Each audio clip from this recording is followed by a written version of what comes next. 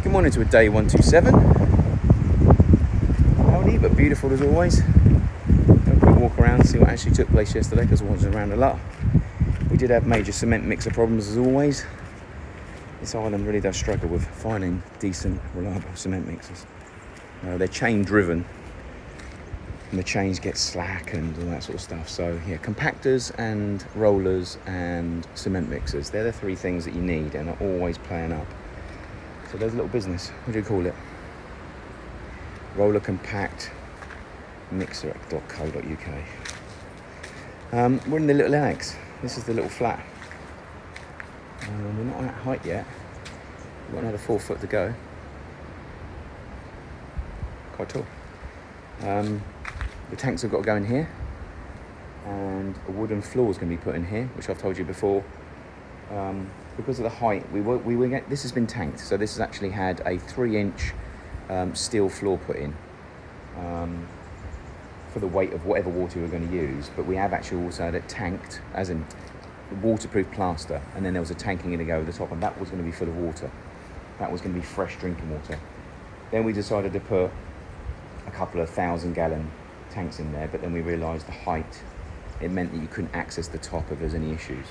So now we're potentially going to be putting 4 450s in there. So we'll have 1,800 gallons.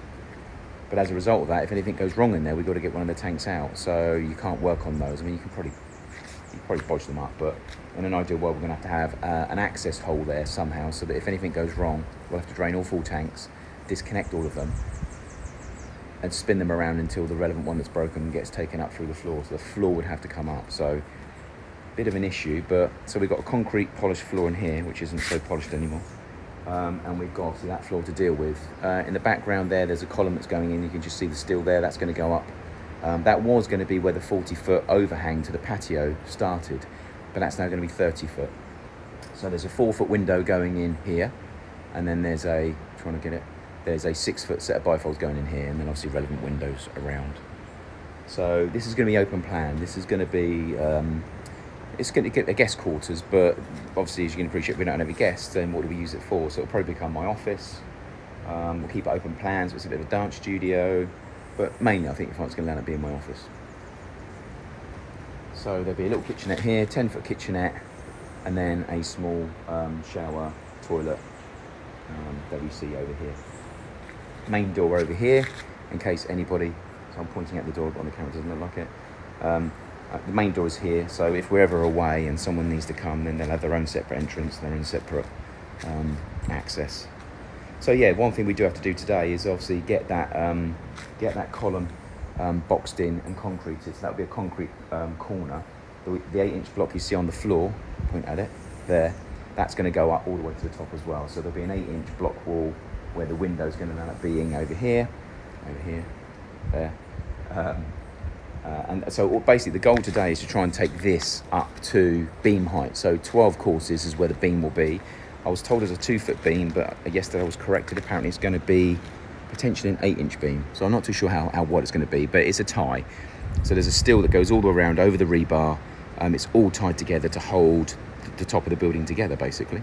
And then across that building will be, probably a small beams, and then whatever, if we go concrete roof, it'll be steels across connected to that. If it's wood, it'll be the same thing. They'll be tied in. Same thing over here, obviously the main house itself. You can see they managed to get some of the courses up to 12 yesterday. So we need to get all of the walls today. The goal today is to get every single wall. I think that one's at height. Every single wall in the house, including the side returns here, all of them to 12 courses. Then we need the steel guys manufacturing the steel if they haven't done it already and sliding those steels in place to ensure we can start tying the building together. Then we need carpenters to build and box all of the columns. That column's still got to be sorted out yet, which I need to talk to them about today. That one, I don't know what the hell's going on there, why they're actually making the rebar bend. They need to get that bloody straightened up straight away. So those two need to come out and straighten up. And this one at the front needs to potentially straighten up. Certainly that one. This one needs to be bent out. So anyway, that's as long as they get the base sorted, then everything else should go up straight. So I'm not too sure if they're bending up here and then they still haven't got everything sorted above. And again, as always, rebar wire bloody everywhere. So that's the goal, everything up to 12 courses. And the other goal for today, apart from trying to keep everything working with regards to machinery and materials, is we've got an excavator here, which is over the road. So it turned up yesterday. We're going to start on the drainage over here.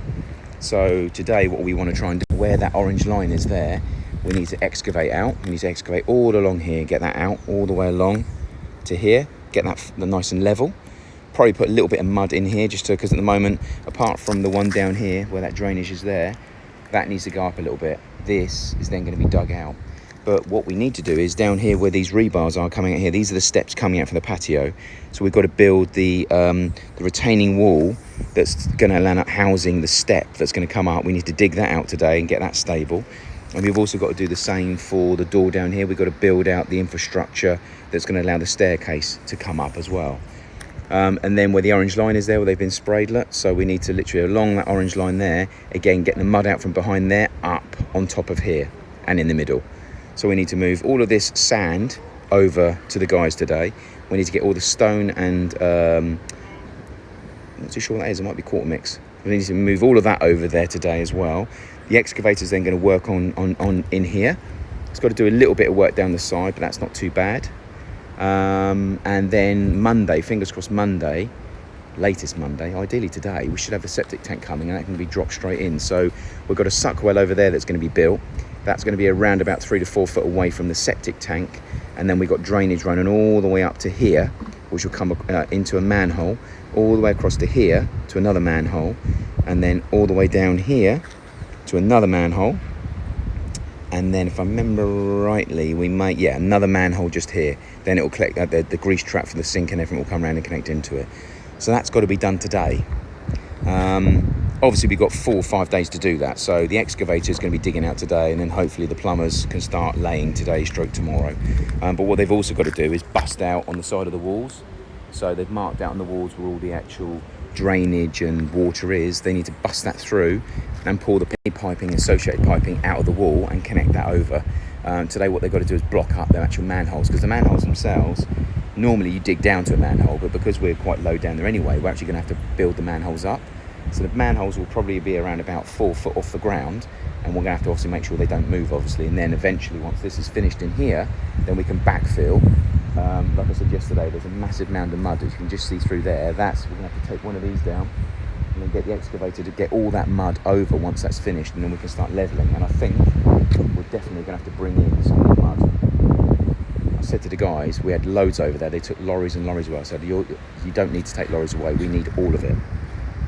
So that's going to be interesting. We need to work out how much more mud we need, and eventually, obviously, then you need topsoil to finish off the garden. So this is going to be our rear garden. So eventually, that will be all topsoil and turf, or astroturf. Depends how lazy I feel. What else?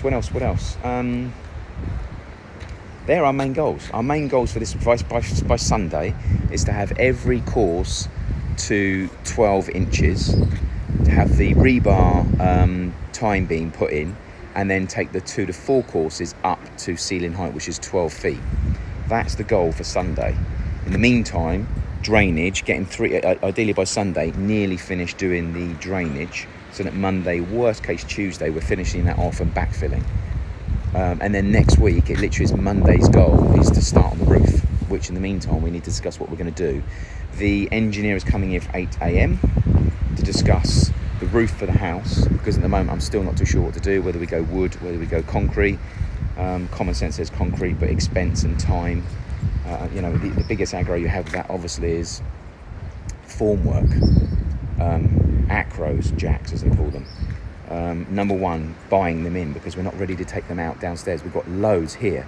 Where am I? Here. Loads in here and loads over there, but they're not ready to be taken out yet. They've got to be in for 21 to 28 days. So we'd have to go and buy more formwork, and we'd have to go and buy more jacks.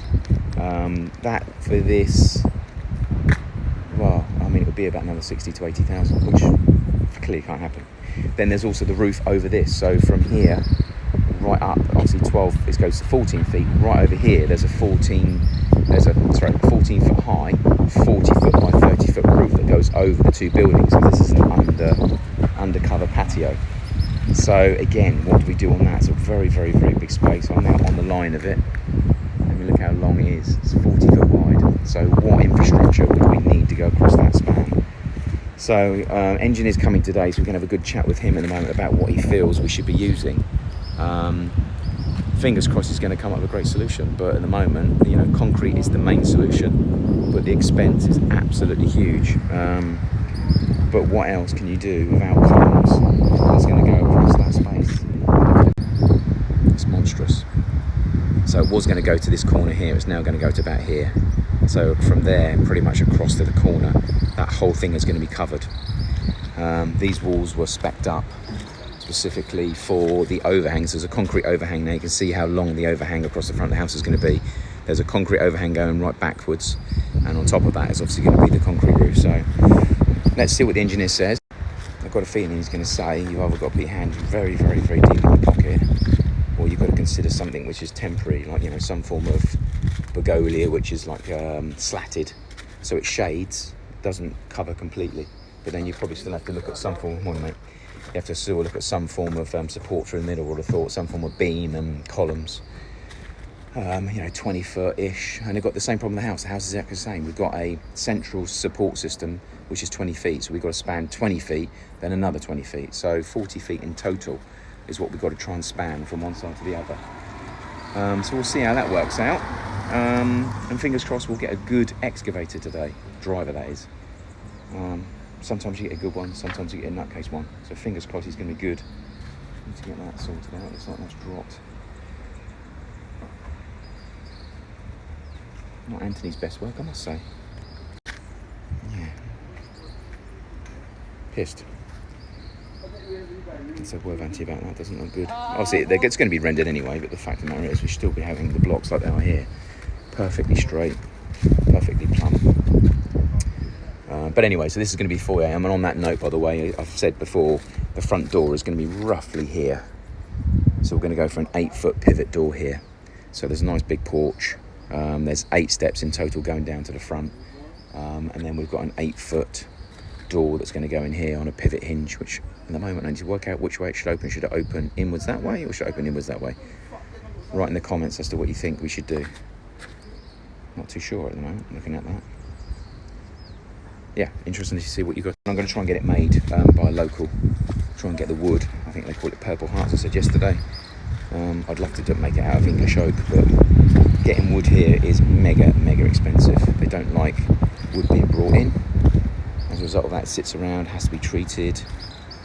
And then obviously there's quite a bit of duty on importing wood, so it's definitely going to have to be a local hardwood of some sort. But anyway, let's get the day started. We're now 20 to 8. Hopefully we'll have a great day. Things are a lot more positive at the moment. Hopefully the main man, as everyone says, who's the main man? Contractor, the guy that owns the contracting firm Waymark Construction, Wayne Fields. He's now a little bit more on board, so hopefully he's going to be here again today with me. We're going to meet contractors again. Engineer at 8 o'clock. We have an engineer who's going to come and look at the fitting of the windows and the doors for us. He's coming at 10:30. And we also have the cabinet maker, a guy that's been recommended to me. His work looks amazing. A cabinet maker, he's coming to see me as well this morning. Don't know what time yet, but he's coming to give us a quote about fitting all the cupboards, walk-in wardrobes, potentially some of the stuff in the kitchen. So it'd be good to see him, but I'm not too sure what time he's going to arrive as yet. So everyone on the island that's decent is very busy. So fingers crossed he'll be here in and around lunchtime. So when he comes, maybe I'll film him and film what he says. So that's it for now. 9:30. Swim pool's been cleared out. We found this little leak going through the pool itself into the basement downstairs. We're going to get that sorted out. Obviously there's a scratch coat, plaster and finish coating on there yet anyway, so it's just as it's in a state in the moment, it's letting water into the basement, so need to get that hemorrhage stopped. Guys are now moving scaffolding. We have a carpenter on site. Looks like he's doing stuff.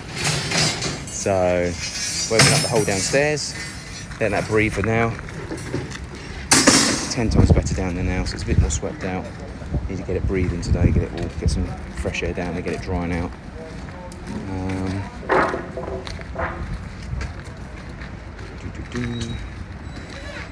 What else? Guys have got blocks up here. We've got about 1,200 blocks downstairs. They're getting up. That's being done as we speak. 12 courses are up. Guys are doing the 12 courses inside the actual annex as well on the back. So that's near on done as well now.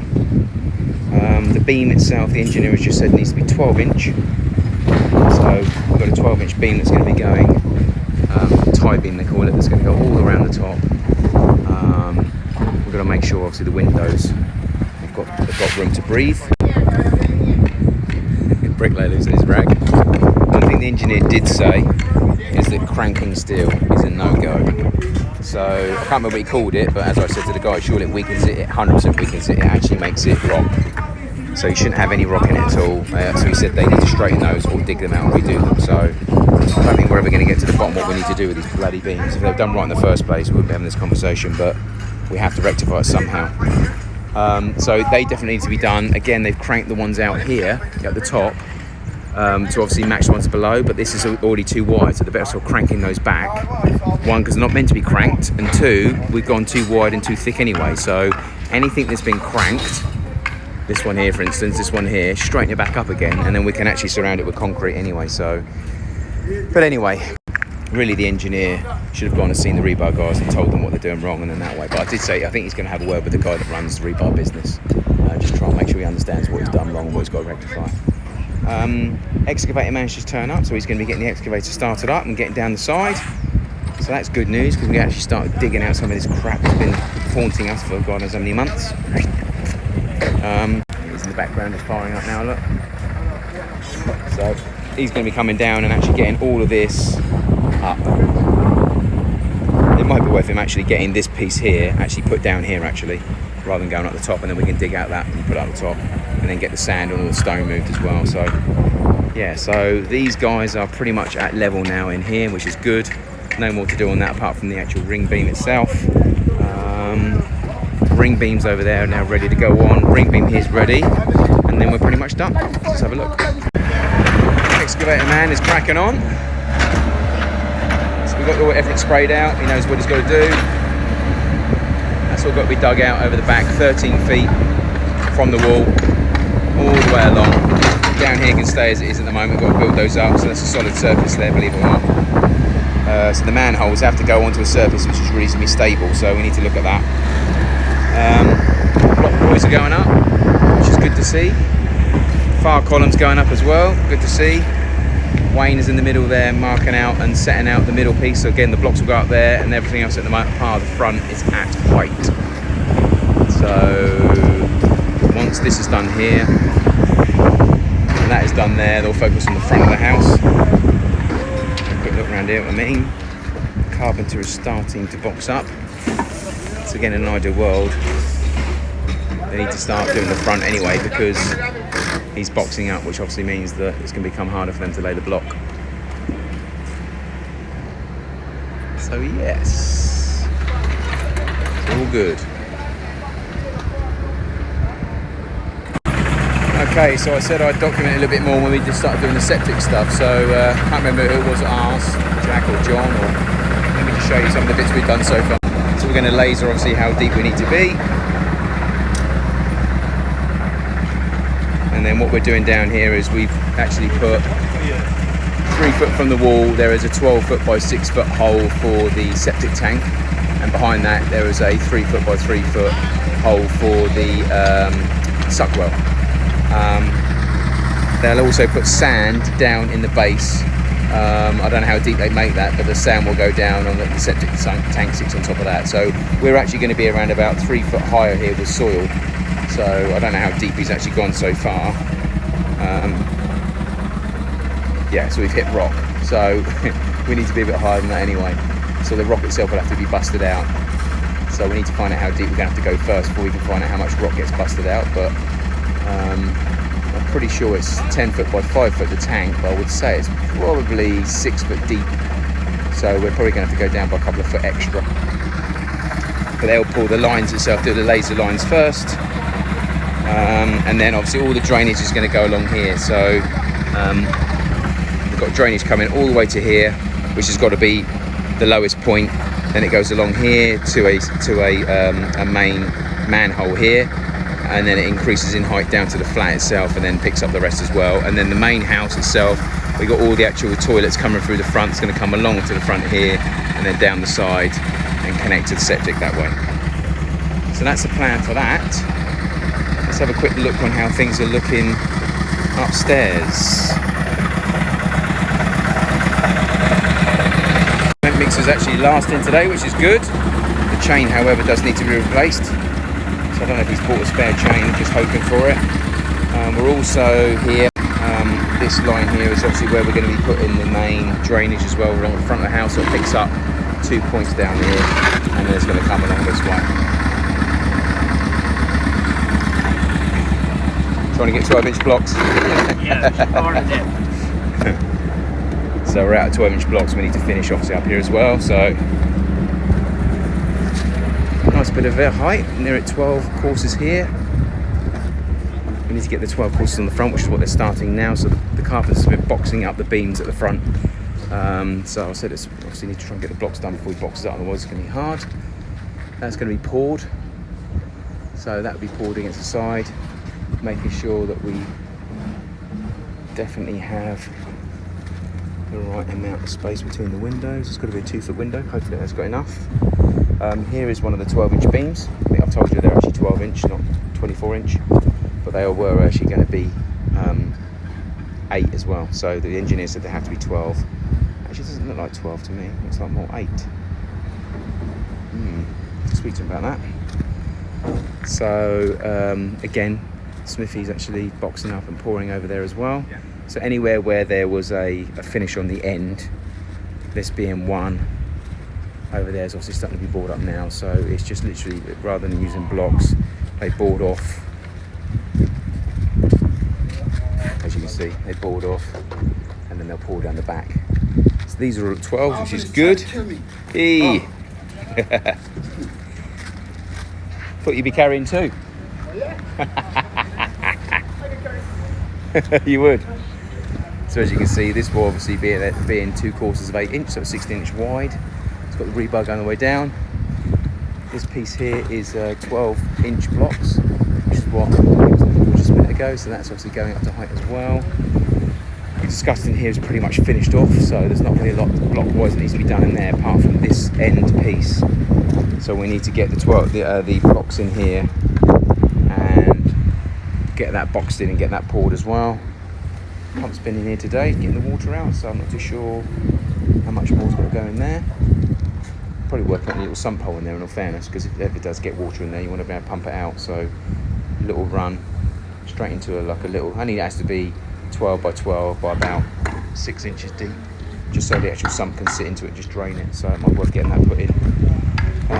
Scaffolding over the end, so obviously that's going up as well. So again, double 8, 16 in total, plus the overhang over there, and more 12-inch blocks that have been ordered. And then the next thing's going to be is taking this up to 12 courses as well. So as you can see, it's now being marked out. So that's now ready to be laid as well. So that'll be one of the next things the guys do. So other than that, it's taking massive shape. Talking to the engineer today about obviously the roof, obviously what's the options. Wood really isn't an option. Concrete is a bloody expensive option, but the main problem, as we've discussed, obviously the wood, everything we've bought is downstairs still held up with Jack's acros, so we can't really reuse. So to buy that again is expensive, number one. Number two, concrete is expensive. Number three, rebar is bloody expensive. But at the same time, it's then having all those acros in here for a month, trying to operate within here with all the acros. So he suggested block and beam. We use block and beam in England loads, so block and beam would be absolutely perfect if the cost isn't too expensive. So we need to try and track down a company that can provide the block and beam solution. The downside here is you still got to put a VRC on top of it after it's finished, and 2 to 3 inches of concrete. So that was sort of killed the deal a little bit for me. But if we can try and find a way of putting a thinner screed on top, then that would be better. So that's the next bet today, is just try and find someone that can provide the block and beam. So fingers crossed we can get that sorted, because that would be a faster fix and a more stable fix rather than wood, that's for sure. So anyway, we're going to look in depth today, and I'll update as and when I know more. But if anyone on here is on the island and knows anybody that does the block and beam or has had block and beam put in, please obviously in the comments let me know who it is so I can take a look or at least communicate with them. But other than that, if I find anything else, I'll let you guys know.